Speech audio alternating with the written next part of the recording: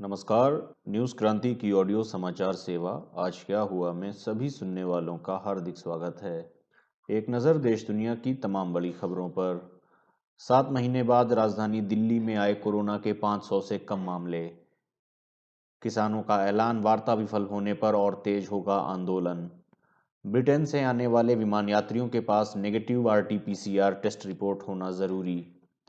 पहले चरण के टीकाकरण अभियान में 3 करोड़ लोगों को लगाई जाएगी निशुल्क वैक्सीन। अमेरिका की एक अदालत ने दी महिला अभियुक्त को फांसी की मंजूरी। और अमेरिकी सीनेट ने रक्षा बिल पर ट्रंप के वीटो को किया खारिज। अब समाचार विस्तार से। कहते हैं ओल्ड इज गोल्ड कहलाता है, इसलिए तो कानपुर आज भी दुलारी ज्वेलर्स ग्रुप पर अपना भरोसा जताता है। दुलारी ज्वेलर्स ग्रुप, कानपुर की pure old and trusted jewellery showroom. Visit की Dulari jewellers Kidwai Nagar and Dulari jewellers Lal Bangla. राजधानी दिल्ली में पिछले 24 घंटे के दौरान कोरोना वायरस के 494 नए मामले सामने आए, जो पिछले 7 महीने के दौरान सबसे कम हैं। मुख्यमंत्री अरविंद केजरीवाल ने भी कहा कि पिछले 7 महीने के दौरान पहली बार इतनी कम संख्या में नए मामले सामने आए हैं। दिल्ली में शनिवार को सक्रिय मामले 16 और घटकर 5,342 रह गए। राजधानी में स्वस्थ होने वाले लोगों की संख्या में वृद्धि होने से सक्रिय मामलों में कमी दर्ज की गई है। दिल्ली के स्वास्थ्य विभाग की ओर से आज जारी बुलेटिन के अनुसार इस अवधि में 494 नए मामले सामने आने के बाद संक्रमितों की कुल संख्या 6,26,448 तक पहुंच गई है, जबकि 496 और मरीजों के स्वस्थ होने से कोरोना वायरस मुक्त लोगों की संख्या बढ़कर 6,10,535 हो गई। इस दौरान 14 और लोगों की मृत्यु होने से मृतकों का आंकड़ा 10,571 पर पहुंच गया है। राजधानी में मृत्यु दर महज 1.69% रह गई है। मृतकों के मामले में पूरे देश में दिल्ली चौथे स्थान पर है।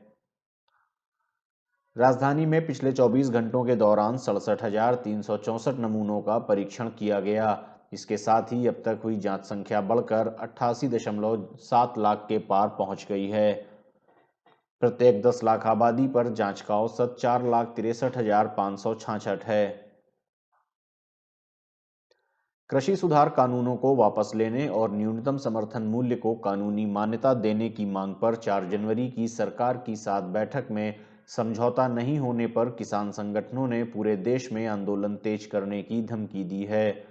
किसान नेता बीएस राजेवाल, दर्शन पाल, गुरनाम सिंह चढ़ूनी, हन्नान मौला आदि ने शनिवार को संवाददाता सम्मेलन में कहा कि 4 जनवरी को सरकार के साथ 8वें दौर की बातचीत होनी है और इसके विफल होने पर 26 जनवरी को गणतंत्र दिवस के अवसर पर राजधानी दिल्ली में ट्रैक्टर ट्रॉली परेड निकाली जाएगी। इससे पहले दिल्ली के आसपास के किसानों के ट्रैक्टर ट्रॉली को 25 जनवरी को राष्ट्रीय राजधानी में बुलाया जाएगा। उन्होंने कहा कि 23 जनवरी को नेताजी सुभाष चंद्र बोस की जयंती के अवसर पर देश भर में राजभवनों पर प्रदर्शन किया जाएगा। उनका कहना था कि राज्यपाल केंद्र के प्रतिनिधि होते हैं, जिसके कारण विरोध प्रदर्शन किया जाएगा। किसान नेताओं ने कहा कि वार्ता विफल होने पर 5 जनवरी से ही देश भर में विरोध प्रदर्शन तेज कर दिया जाएगा। किसान संगठनों ने 6 जनवरी को पहले ही केएमपी हाईवे पर ट्रैक्टर ट्रॉली प्रदर्शन करने की घोषणा की है। ब्रिटेन में पाए गए कोरोना वायरस के नए वेरिएंट से दुनिया के 23 देशों में लोगों के संक्रमित होने की खबरों के बीच केंद्र सरकार ने ब्रिटेन से आने वाले सभी यात्रियों को अपने साथ नेगेटिव आरटी-पीसीआर रिपोर्ट लाना अनिवार्य कर दिया है। कोरोना के नए वेरिएंट से देश में कुछ लोगों के संक्रमित होने के कारण फिलहाल ब्रिटेन और भारत के बीच विमान सेवा निलंबित है। केंद्रीय स्वास्थ्य एवं परिवार कल्याण मंत्रालय ने आज बताया कि भारत और ब्रिटेन के बीच विमान सेवा 8 जनवरी से लागू होगी, लेकिन इनकी संख्या अभी सीमित रखी जाएगी। इसके साथ ही देश के मात्र 5 हवाई अड्डों दिल्ली, मुंबई, बेंगलोर, हैदराबाद और चेन्नई से ही ब्रिटेन आने जाने वाले विमान उड़ान भर सकेंगे। स्वास्थ्य मंत्रालय ने बताया कि इस संबंध में मानक परिचालन प्रक्रिया स्टैंडर्ड ऑपरेशन प्रोसीजर जारी कर दी गई है।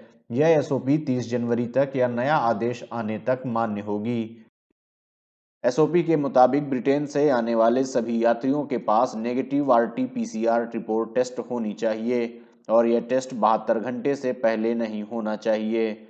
इसके साथ ही ब्रिटेन से आने वाले सभी यात्रियों को भारत में आने पर हवाई अड्डे पर ही RT-PCR टेस्ट कराना होगा और इस टेस्ट का भुगतान स्वयं करेंगे। कोरोना वैक्सीन के टीकाकरण अभियान के पहले चरण में देश भर में 3 करोड़ लोगों को निःशुल्क टीका लगाया जाएगा। केंद्रीय स्वास्थ्य एवं परिवार कल्याण मंत्री डॉक्टर हर्षवर्धन ने शनिवार को कहा कि पहले चरण के दौरान पूरे देश में 1 करोड़ स्वास्थ्यकर्मियों और अग्रिम मोर्चे पर डटे 2 करोड़ लोगों को वैक्सीन का टीका निःशुल्क लगाया जाएगा।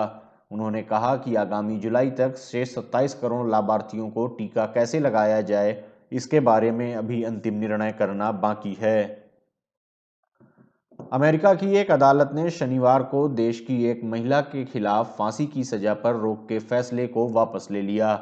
अभियुक्त महिला लिसा मोंटेगोमरी को वर्ष 2004 में एक बच्चे के अपहरण करके उसे जान से मारने से पहले मिसौरी में एक गर्भवती महिला का गला घोंटने का दोषी ठहराया गया था।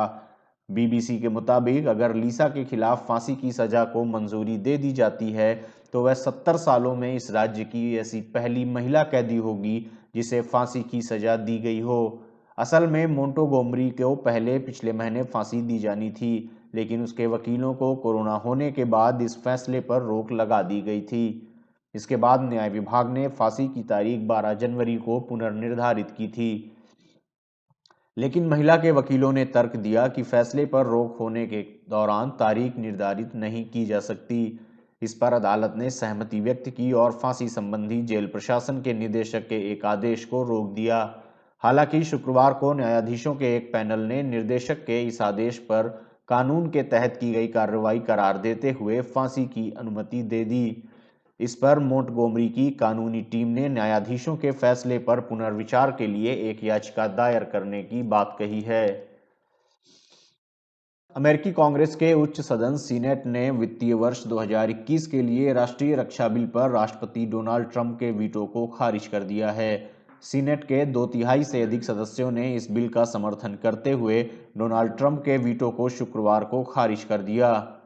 सीनेट के एक फैसले को डोनाल्ड ट्रंप के लिए बड़ा झटका माना जा रहा है। उनके कार्यकाल में ऐसा पहली बार हुआ है।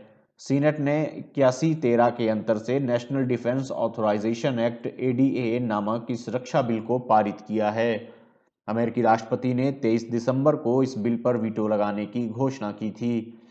अमेरिकी संसद के निचले सदन हाउस ऑफ रिप्रेजेंटेटिव ने $740 अरब वाले इस रक्षा खर्च बिल को 322 और 87 के अंतर से सोमवार को ही पारित कर दिया था। हाउस ऑफ रिप्रेजेंटेटिव ने बिल पर विचार के लिए उसे रिपब्लिकन पार्टी के बहुमत वाले सीनेट के पास भेजा था। कहते हैं ओल्ड इज गोल्ड कहलाता है, इसलिए तो कानपुर आज भी दुलारी ज्वेलर्स ग्रुप पर अपना भरोसा जताता है।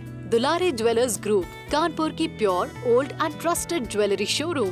विजिट की Dulari jewellers Kidwai Nagar and Dulari jewellers Lal Bangla. आज क्या हुआ में ये थी देश दुनिया की तमाम बड़ी खबरें। अन्य खबरों व विस्तृत समाचार के लिए आप newskranti.com पर लॉगिन कर सकते हैं। न्यूज क्रांति से आप अलग अलग social media handles Facebook, Twitter, YouTube और इंस्टाग्राम पर भी जुड़ सकते हैं। न्यूज क्रांति से जुड़े रहने के लिए धन्यवाद। शुभ रात्रि।